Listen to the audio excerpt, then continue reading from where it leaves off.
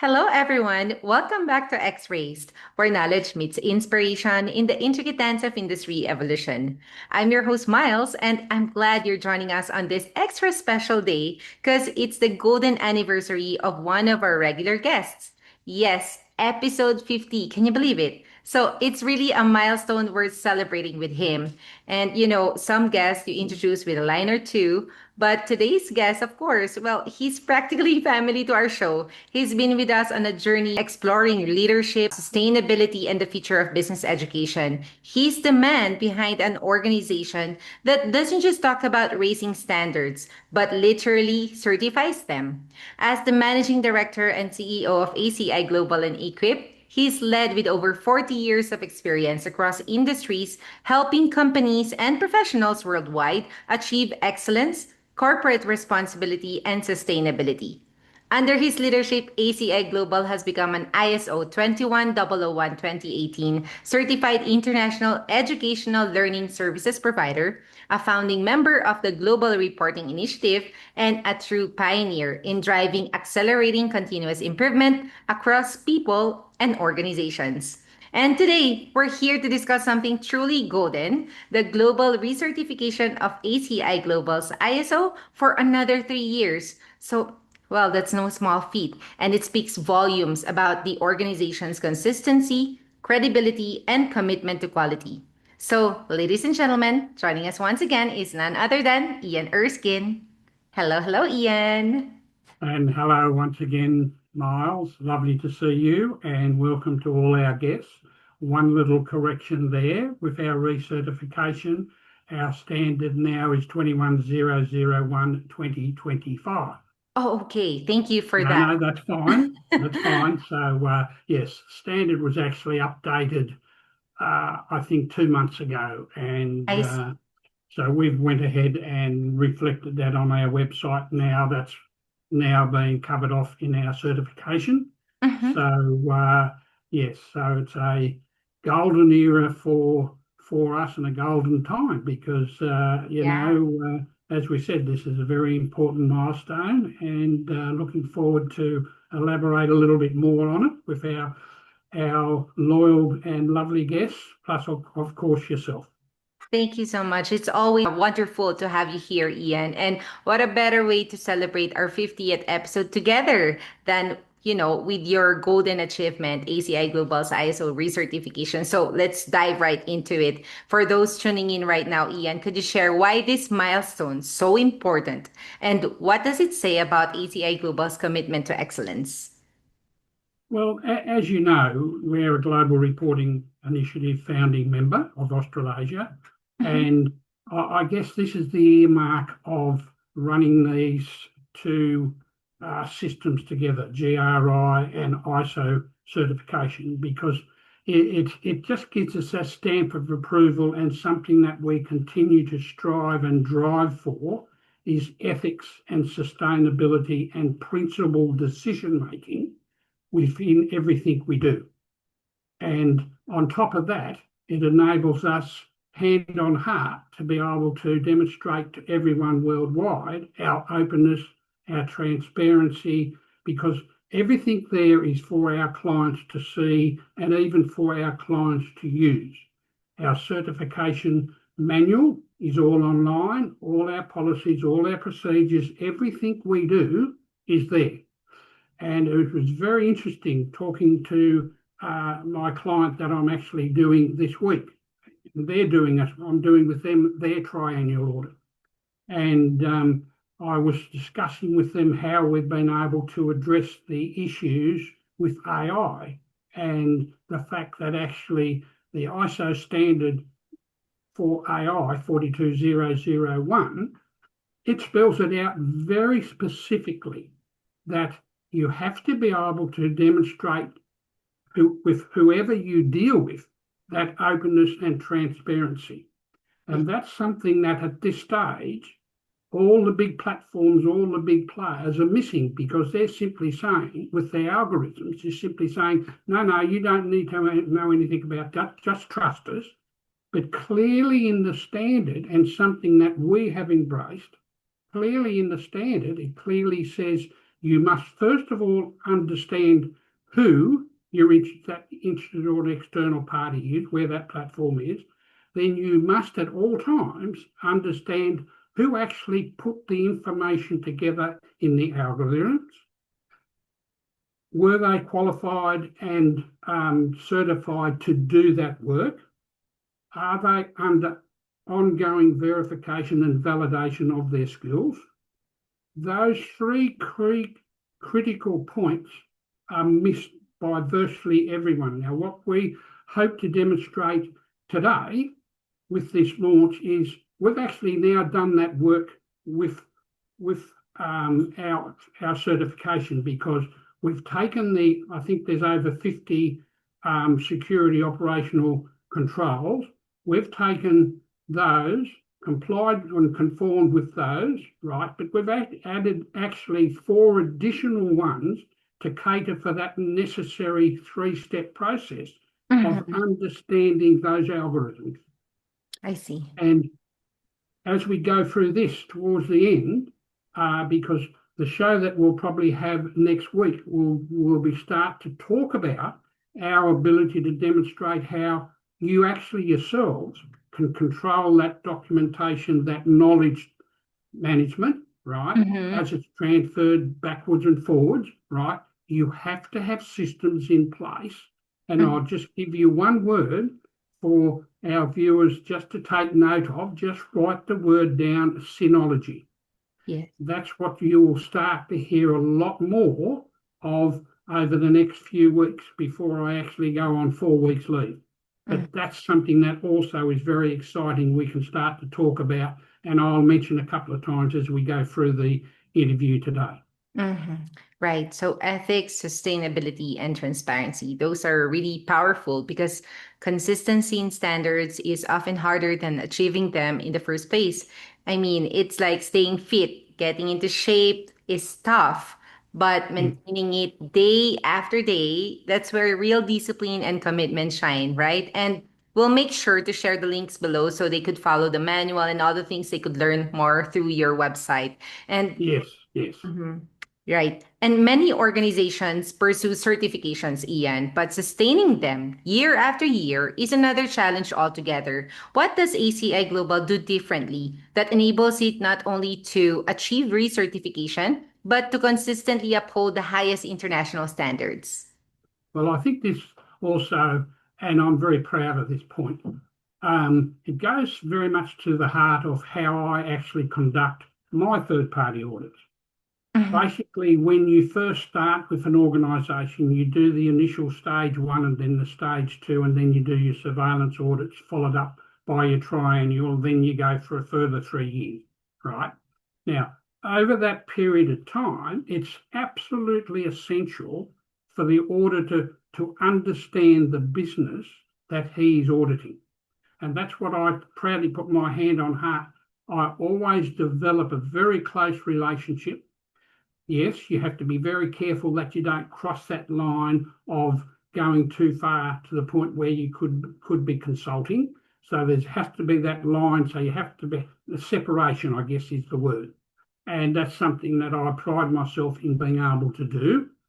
And I think going back to our point of view, we met a young fellow that's not completely local, but very close to us. And we've established a rapport, and he now has an understanding of our business. He understands I've had my cancer journey. He understands we've come through COVID. And now this latest battle that we're having with AI, he picked that up pretty quickly himself, although he hadn't completely understood the ramifications in reference to the algorithms, which we ultimately now have solved, right? But I think there's a lot of people out there have yet to encounter that, but we have, and we can demonstrate that with all our documents online within the EOMS and in the resource centre. They're all there ready for people to download and make use of whenever they like.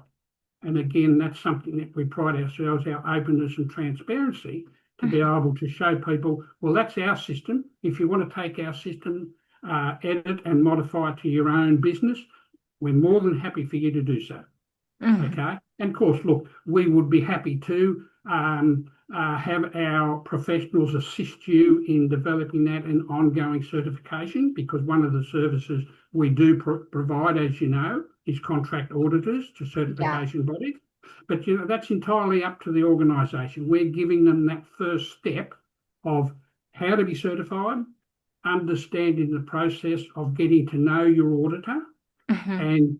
and understanding that he is the third party standing off. And this is why it makes it so important for having a system that is ISO independently ISO certified, because I liken it to the adage of a person looking from the outside in.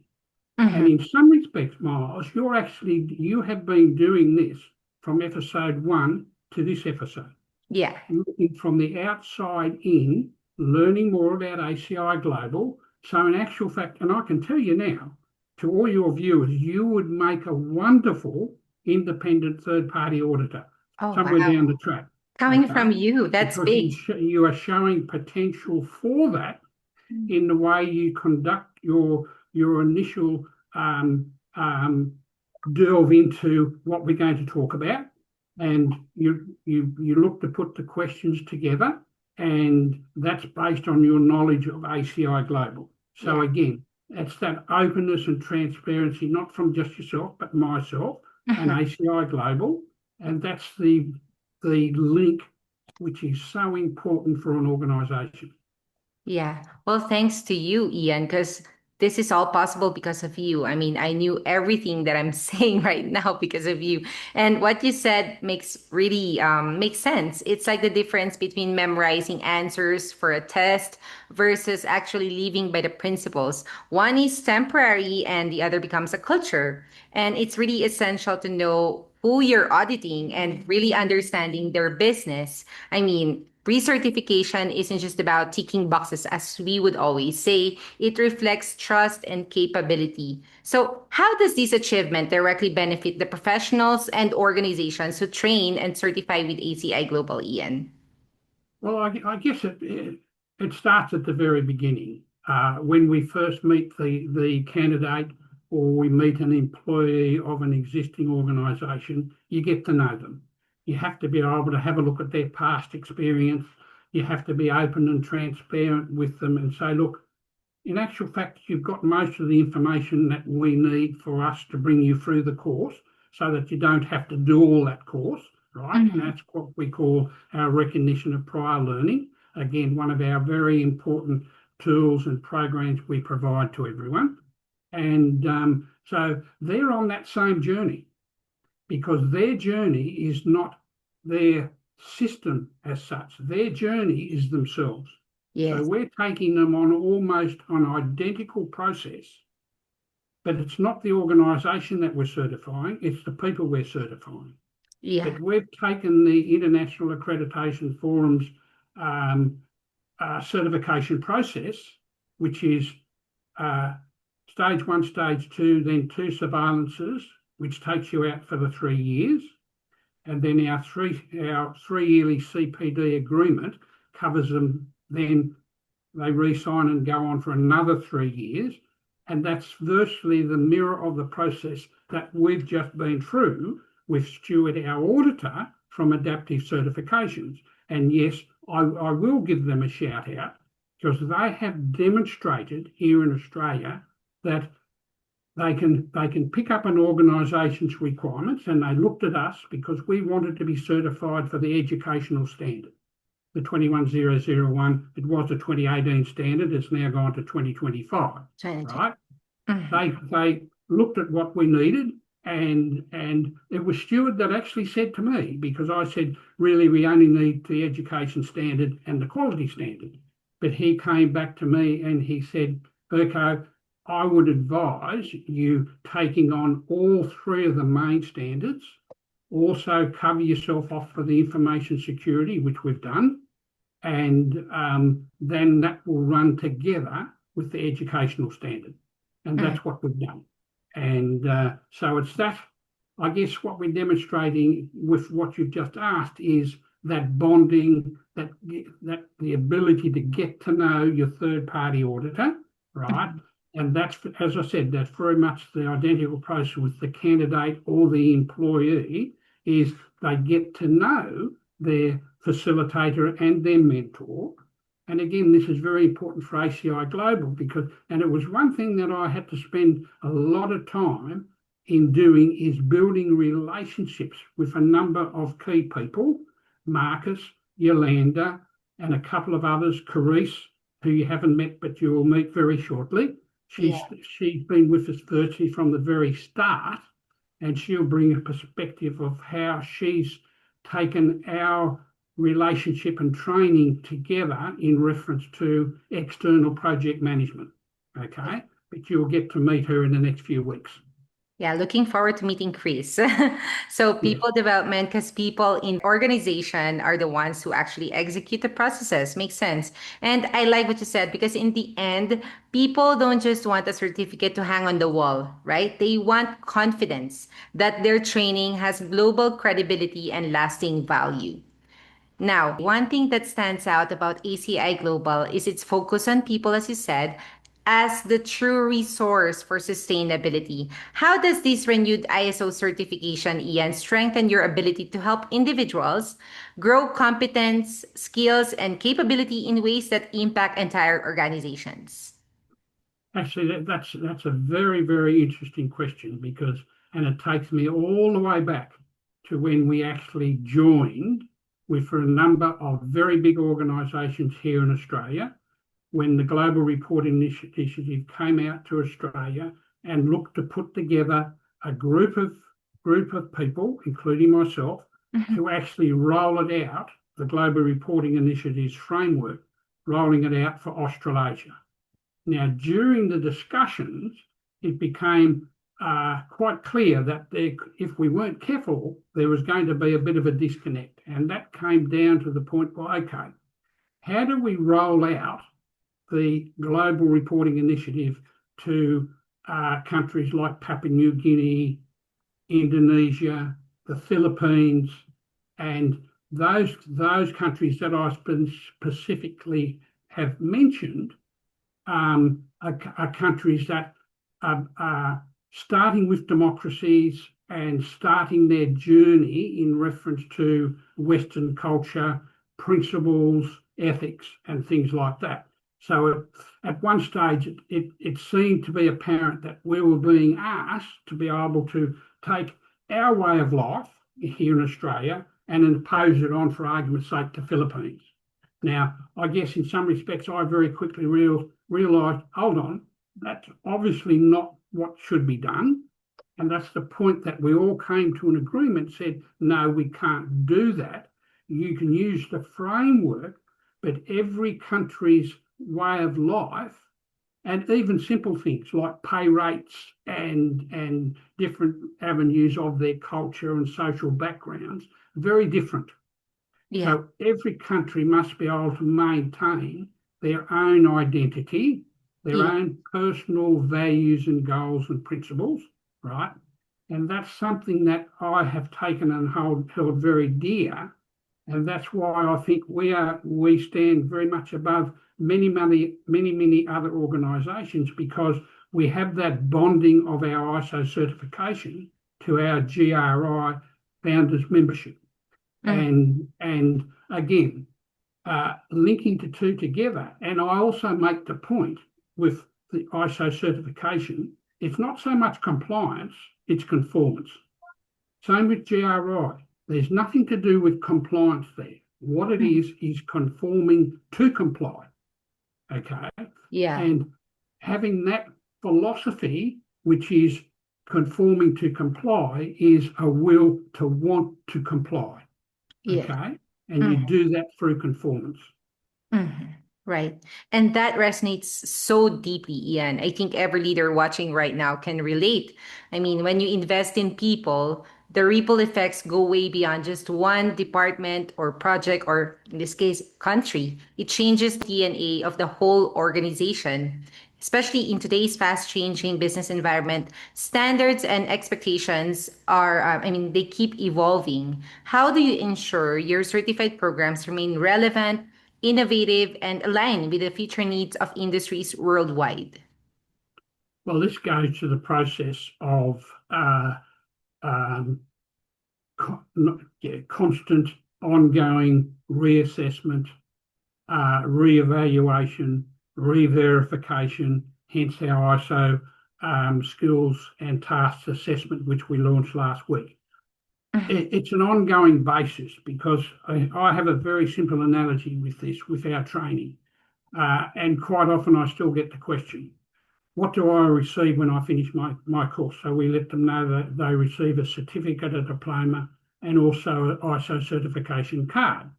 And basically then we outline to them that they have that for 3 years, right? And depending on the intensity of their employment, we may want to review and look at assessing them during the first 12 months or the second year, right? We do try to do that over a 3-year period once or twice, right?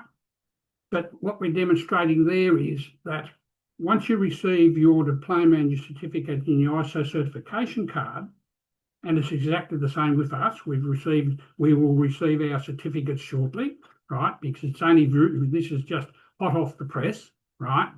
And but that's why you then have a surveillance after 12 months. You review certain parts of the system, right? Because things change. The world is changing all the time. And quite often, it's quite remarkable when we put people through the Hogan leadership profile, quite often when they come to redo it after 3 years, there's just a couple of little distinct differences and they pick it up themselves. And I'll pick it up in their previous report when I'm doing their review. And they'll then go back and say, well, yes, this is where some of the circumstances change within myself personally. And quite often it's an additional to the family, which is the change. So they've had an additional child, right? And things change. Things sometimes get a little bit difficult and you've got to make some distinct, significant changes. Yeah. And again, so this is why this is an ongoing change, because then you talk about foreseeable risk, who moved my cheese, the two little mice and two little people, the ability to always be able to address change, look at what is happening and be prepared to make those little changes in your life for you to be able to continue. And quite often some of those changes are where a person might say, well, okay, I need to upskill myself because I need to change from one job to another. Could be specifically to get more money so that he can keep his family growing, right? But it could be a simple case of, wow, I need to have an additional capability added to my toolkit, right? So that I can then go and get another job which more fits my social background better. Because everything, going back to the question where we're talking about people, this is why we always go back, people matter. People are your most important asset. Yes. Well, what a great reminder, Ian, because in a world where yesterday's best practice can be outdated tomorrow, agility is survival. Yes. Thank you for telling us the things that they could get: certificate, ISO card, to name a few, and most importantly, the knowledge and high level of standard they will carry on to improve the value they bring to the organization. So finally, Ian, this golden anniversary episode feels like the perfect time to look ahead. With ACI Global's recertification secured, what's next on the horizon for your organization? And perhaps you have a message to share with professionals and companies considering joining you on this journey. Yes, well, see, that's a very important thing because we're always on the lookout for seasoned professionals. And as we continue to expand around the globe, as you know, we have the Global Alliance agreement with Surf Corp for our global number to go right around the world, right? And we are looking for experienced, seasoned professionals in the UK, in the USA, and places like that, because as we grow, we want to be able to have the ability for someone to pick up that phone and be able to come directly for anyone in ACI Global at any time of the day, 24 hours a day. And I think that's the important thing. But just adding a little bit more to that, the importance of having those seasoned, experienced, practical thinking mentors in the background supporting every candidate, that is another critical aspect where we see is so unique but so important, because we like to say to people, and it's on our website, and you'll notice on our website that we've changed the focus now to very much family friendly.